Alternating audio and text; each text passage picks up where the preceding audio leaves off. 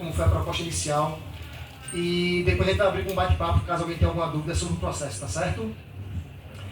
Eu não posso deixar de agradecer aqui a duas instituições, certo? A dois editais públicos que tornaram esse sonho possível, que é a Lei de Incentivo à Cultura Aldir Blanc e o SEBRAE, no edital Economia Criativa. Eles é que tornaram possível que a gente trouxesse a nossa tradutora para Libras, que tornasse possível a impressão do quadrinho, que tornasse possível o pagamento da equipe. Então esses editais públicos são transformadores na cena do quadrinho autoral, tá bom? A gente, assim que produz quadrinho, tem também essa possibilidade aí de produção que é muito importante para o fomento da cena local. Marieta do Litoral ao Sertão, Juliana pode mostrar aqui o material, ela veio como uma iniciativa que vem quase 10 anos depois da primeira publicação da Marieta, que ela foi publicada originalmente na forma de tirinhas de quadrinho, tirinhas curtas de 3 quadrinhos, 4 quadrinhos. E a gente decidiu voltar ao projeto agora com uma história em quadrinho, né? Deixa de ser tira, uma coletânea de tiras que foi a primeira edição, e passa a ser uma história completa. E para montar essa equipe, via o fomento do edital, a gente conseguiu dividir as funções. A primeira Marieta foi basicamente eu e minha filha aqui, Juliana, participando com a parte desde o roteiro até a parte de arte final e colorização. Nesse projeto novo a gente trouxe uma equipe, certo? A gente pôde convidar colegas que participaram desse projeto, para a nossa felicidade. Então eu vou só fazer uma breve apresentação de eu mesmo, né? E vou passar aqui para o pessoal poder falar as funções que executaram no projeto. Eu participei com o roteiro e desenho. Eu estou meio emocionado porque é um projeto de muitos anos e poder voltar para ele agora para mim é uma alegria imensa, assim, você nem imagina a alegria que eu estou aqui. E Juliana continuou comigo, né? Vou dizer a função dela, e Gilvão foi o convidado do projeto. Gilvão para mim foi fantástico porque Gilvão é meu professor, comecinho de carreira lá, aquele que faz tempo. Ele é professor da época que tu tinha cabelo, né? Na época que os estresses eram menores. Ele foi meu professor, me deu os primeiros passos assim na área de ilustração, de história em quadrinho. O primeiro curso foi história em quadrinho, necessariamente, né, Gil? Não foi nem desenho, foi história em quadrinho. E eu pude convidar para mim isso é um fechamento de um ciclo, né? Para participar desse projeto comigo. E espero que venham outros, viu? Eu também, desejo muito. Então eu participei basicamente com roteiro e desenhos. Vou passar aqui para a Gil para ela dizer qual foi a parte dela aí nessa brincadeira.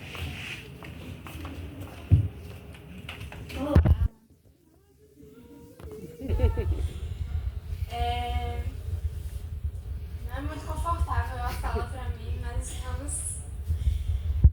Como o pai estava falando, a Marieta é um projeto que nos emociona muito. Então, falar dele já é difícil nesse sentido de emoção, né? Mas é muita alegria e muito amor que a gente colocou aqui nesse quadrinho. Bem colocado, né? Marieta tem 10 anos esse ano, né?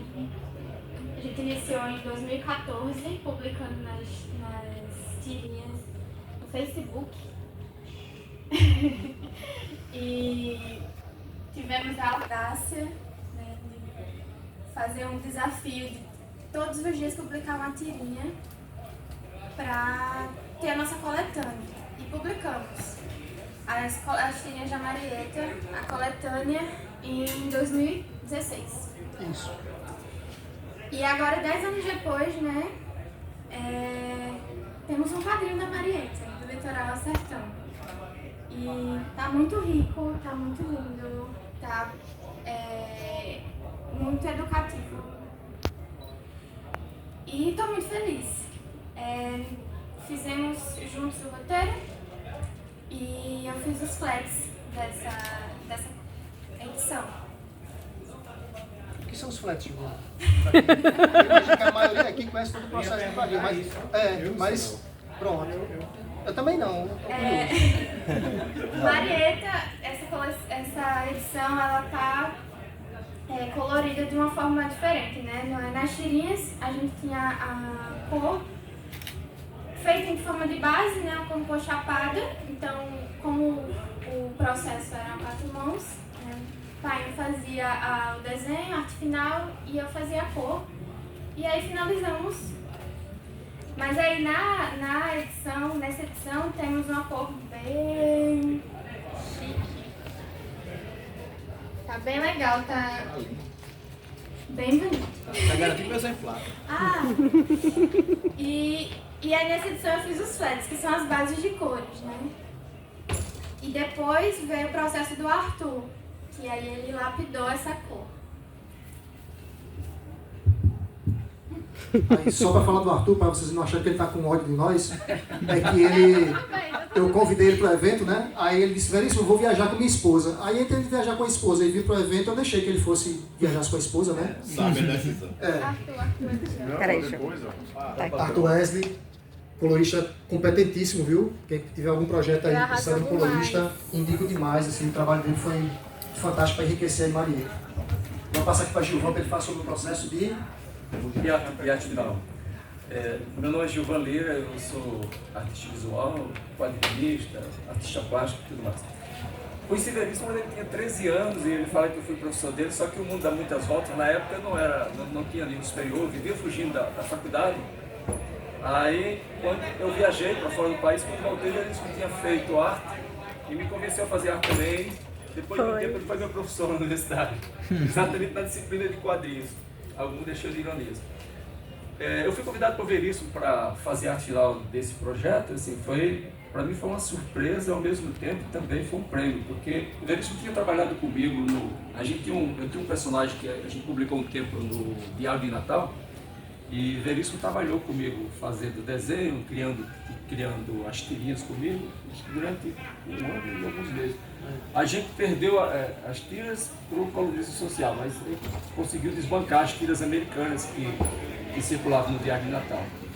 E depois de muito tempo ser convidado para participar de um trabalho desse com o Veríssimo, para mim foi como se fosse uma vingança boa da parte dele, né? Porque ele passou assim, eu era o cara que durante o processo enchia muito o saco dele, pedia às vezes para ele refazer algumas tiras. Algumas vezes eu não gostava de uma ou outra, e aí ele teve a oportunidade de fazer isso e ele fez. O negócio meu que envergonhado, às vezes tinha uma coisa que ele queria que eu melhorasse, ele vinha lá todo lembrado, com muito cuidado para eu não me chatear. Eu digo, não, cara, você tem que falar, eu gosto. Por exemplo, essa capa eu acho que eu fiz 2 vezes ou 3 vezes, né? Foram 2. Mas foi maravilhoso trabalhar com ele. Fazer a final do desenho dele assim, foi super divertido e era uma linha totalmente diferente da minha forma de trabalhar. Acima de tudo foi um aprendizado e esse trabalho veio no momento que eu estava enfrentando dificuldades depois eu fiz umas 2 cirurgias de catarata e fiquei com problemas e achei que eu não ia mais conseguir desenhar. E Veríssimo me convidou para trabalhar exatamente nesse período de pós-operatório, onde eu precisava botar os meus olhos à prova e o resultado foi isso. Se ele aprovou, eu acho que eu consegui sair bem. Queria fazer uma adendo para vocês aí uma coisa. Gilvan Lira, para quem não conhece, é um cara da geração antiga dos quadrinhos aqui do RN, tá? Trabalhou com meu querido amigo aqui, saudoso Emanuel Amaral, Sim. Com Guerreiros das Dunas. Sim. Um trabalho fabuloso, tá? Obrigado. Ele lançou Mirage também, que tem uma parada de ficção científica com as pitadas de humor. Aquilo ali é fabuloso. Obrigado. E ver você aqui com a gente, pra mim, é coisa de fã, babão. Ver você aqui com a gente, com o Veríssimo, é uma coisa muito legal, porque eu amo muito o cenário dos quadrinhos do RN aqui, da geração antiga. Obrigado. E aí ver você, me lembra a figura de Emanuel Amaral, que é uma pessoa que eu tenho um carinho enorme, me deu aulas de quadrinhos, mas eu nunca fui além. Na Zona Oeste, na época que eu era um menino de uma ONG, que ele chegou lá, que eu conheci ele pessoalmente, quando ele foi fazer uma oficina de quadrinhos lá. Eu sou antigo, hein? E ver vocês aqui, não, você é antigo, vocês são antigos, e ver vocês aqui, desculpa eu tietar vocês, Legal, assim, é muito legal ver vocês juntos. É uma honra Tá? imensa, assim. Então era só isso que eu queria fazer, esse adendo, beijo Obrigado. Algumas coisas mais inusitadas se a gente comparar com o processo normal de produção de quadrinho. Porque a gente meio que misturou tecnologias analógicas e tecnologias digitais, né? Hoje em dia, assim, pela praticidade, o pessoal opta muito por fazer 100% digital, né? Desde o desenho até a parte de acabamento de cor, a colorização. Eu, na parte de desenho, eu trabalhei digital, né? Fiz a parte de desenho na tablet, né? No iPad.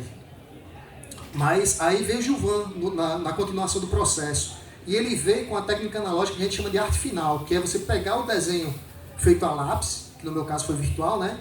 E definir isso com tinta preta. Isso, pessoal, é a essência do quadrinho.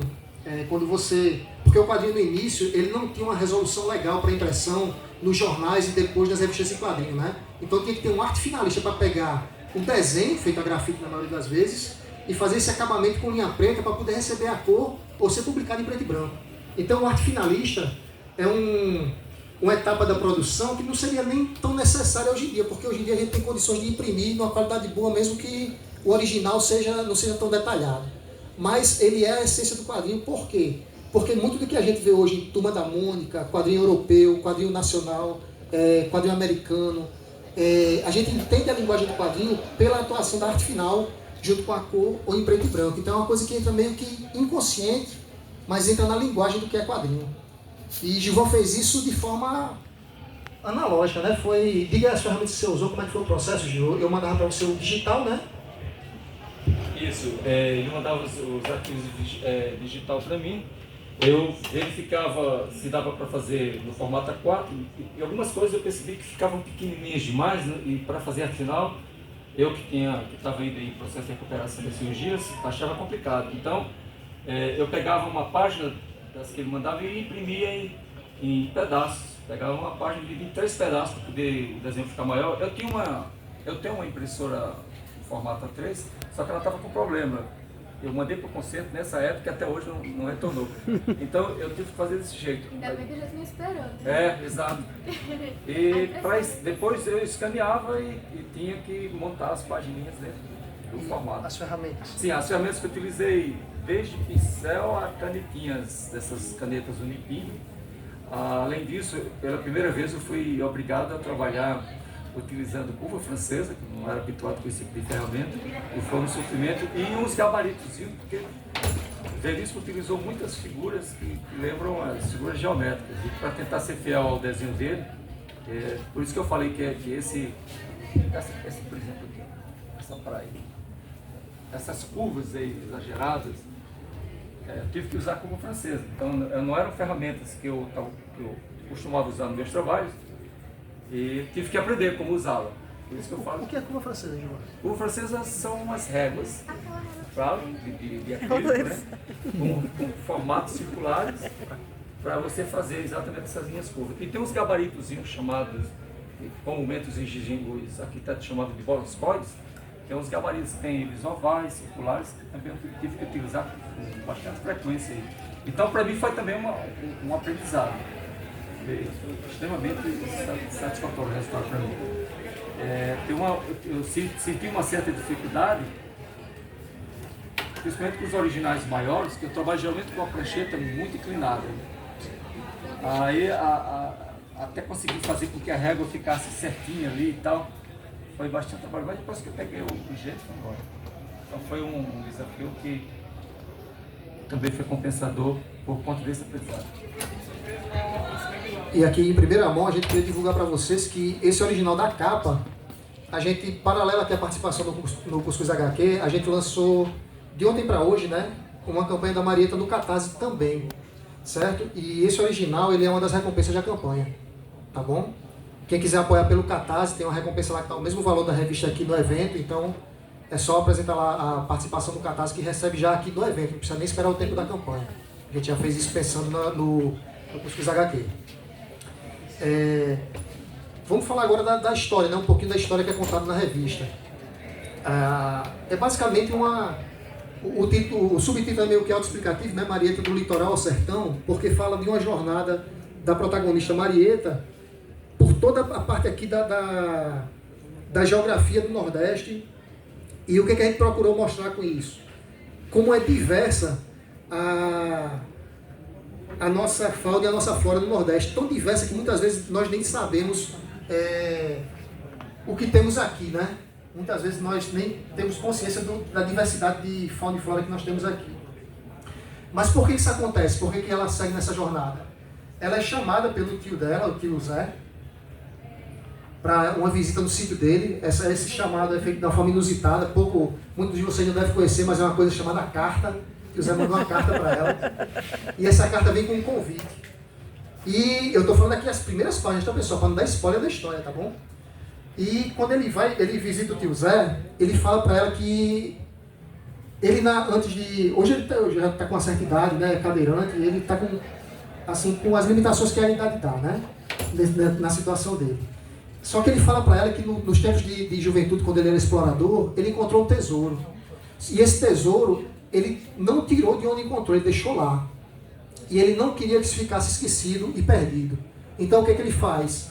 Ele entrega o mapa para que Marieta encontre esse tesouro, certo? E basicamente a história é essa busca, aqui o momento que ele entrega, né? Ele enterrou embaixo do cajueiro, tá bom? Então ele entrega o mapa para Marieta, e é um mapa também meio exótico, porque esse mapa ele não é desenhado não. Ele é todo escrito pelo tio Zé. É como se fosse um jogo de RPG, né?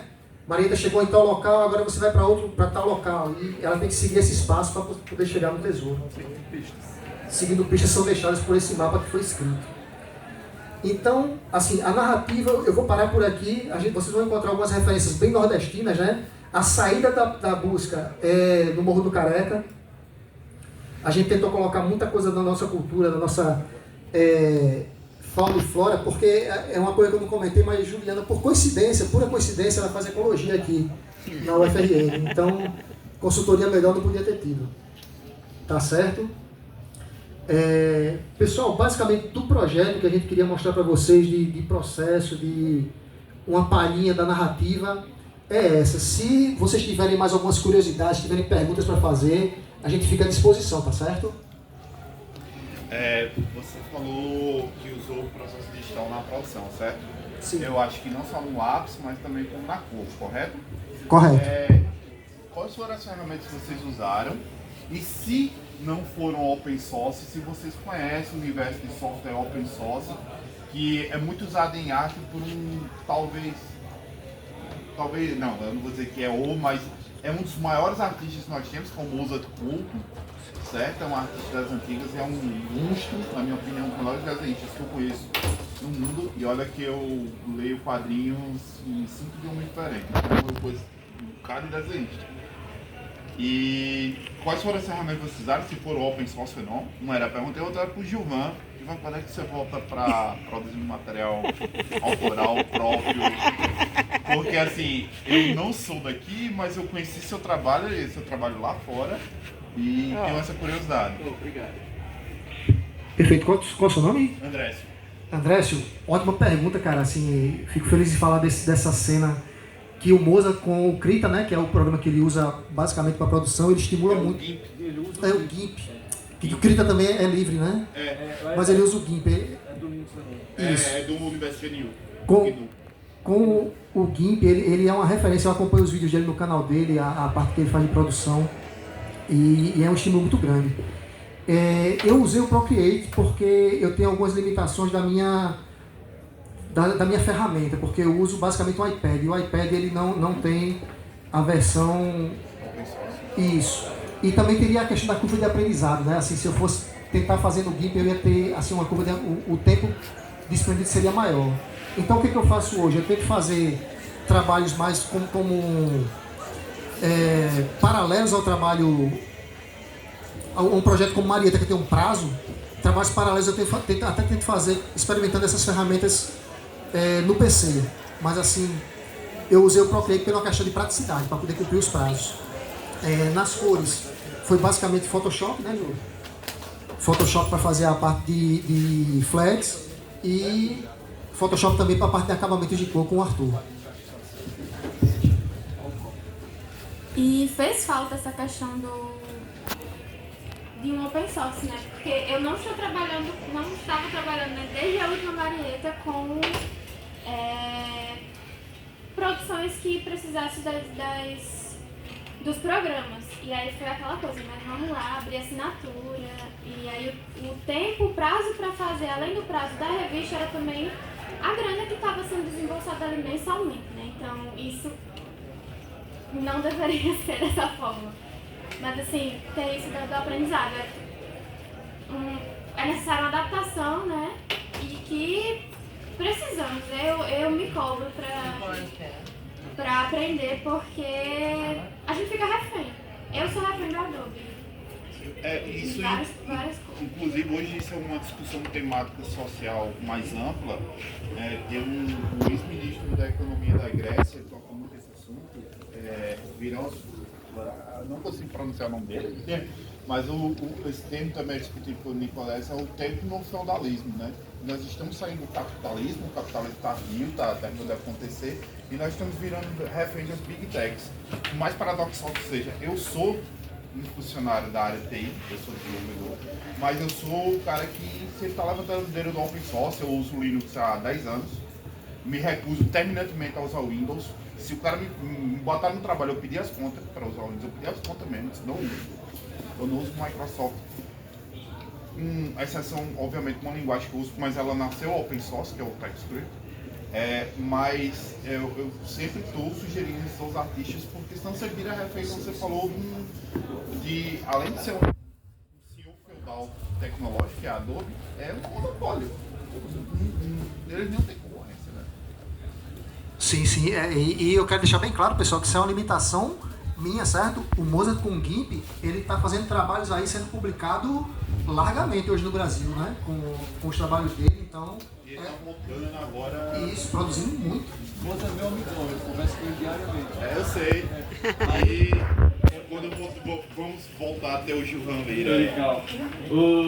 Você começou a falar aí sobre o GIMP, eu pensei que estava vendo o Mozart aqui na frente, porque ele tem exatamente esse tipo de... Ele é fortinho, careca, né? Não, ele tem aversão tremenda ao Windows. Eu tenho um irmão que é do mesmo jeito também. Eu uso o Linux, e eu tenho o Linux e o Windows no meu computador. Também tenho um problema com Photoshop. Eu uso o Photoshop somente para colocar balões, essas coisas que eu não aprendi ainda a fazer corretamente, nem no GIMP, nem no Krita.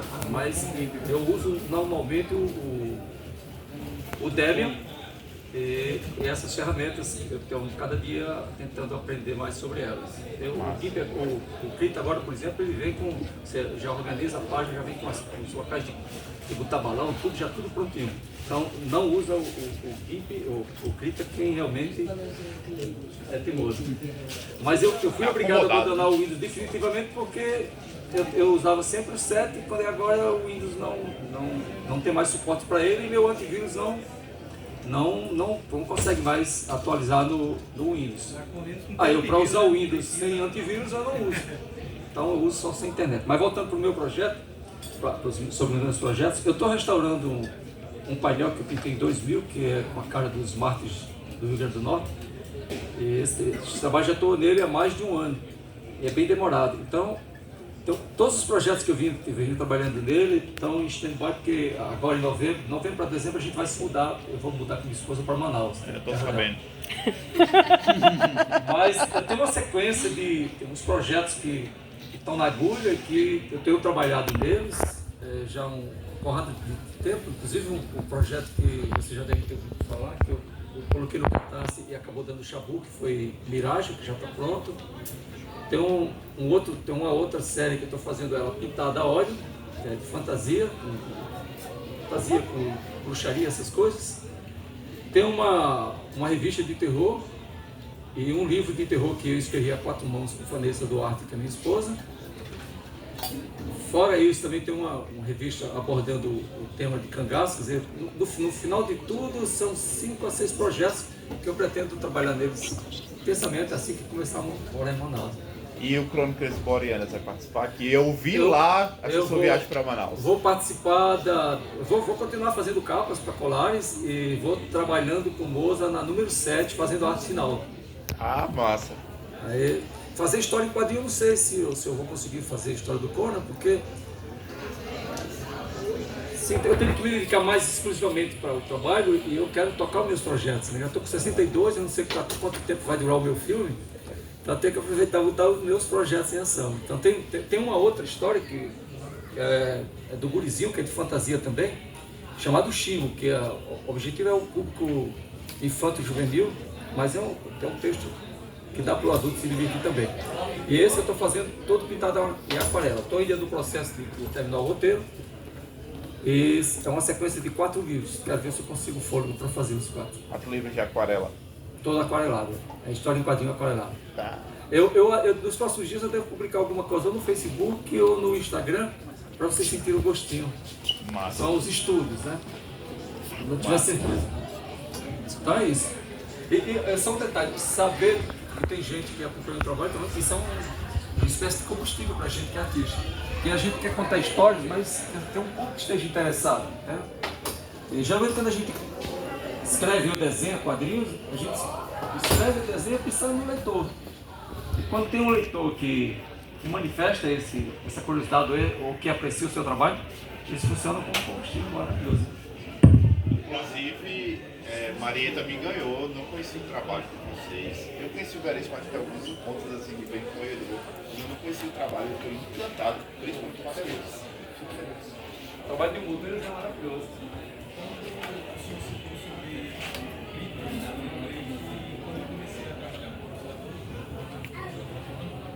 Frita foi muito útil para mim, mas o que me ajudou mais de aplicativo foi o Clip Studio, porque ele tem uma opção específica para a criação de quadrinhos. O Clip Studio, ele é muito simples de utilizar, por mais que seja pago, mas ele tem as soluções de 3, 6 meses de utilização gratuita.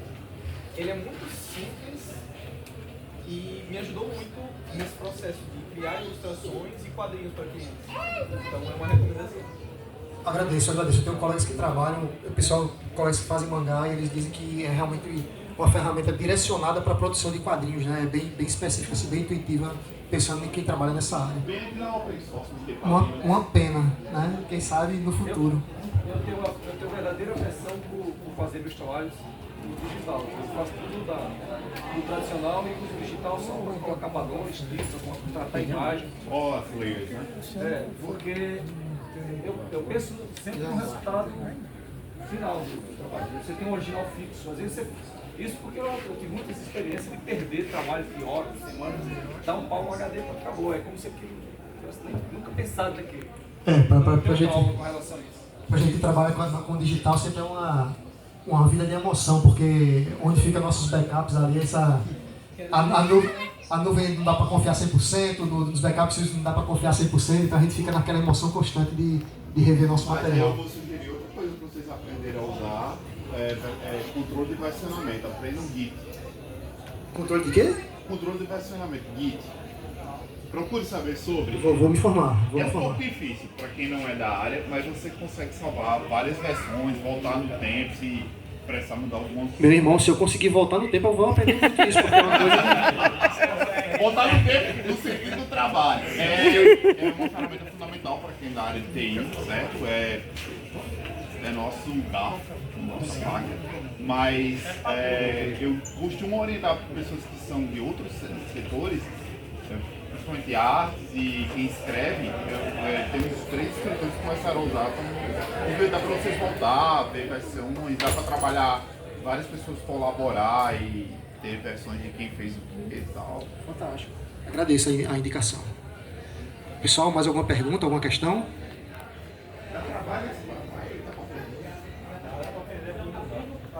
Então, queria aqui, gostaríamos, né, de agradecer aqui imensamente a presença de vocês e dizer que estamos no Beco dos Artistas e qualquer quiser bater papo, quiser trocar ideia, ficar alguma questão que venha na cabeça aí depois da palestra, a gente fica à disposição lá, tá certo?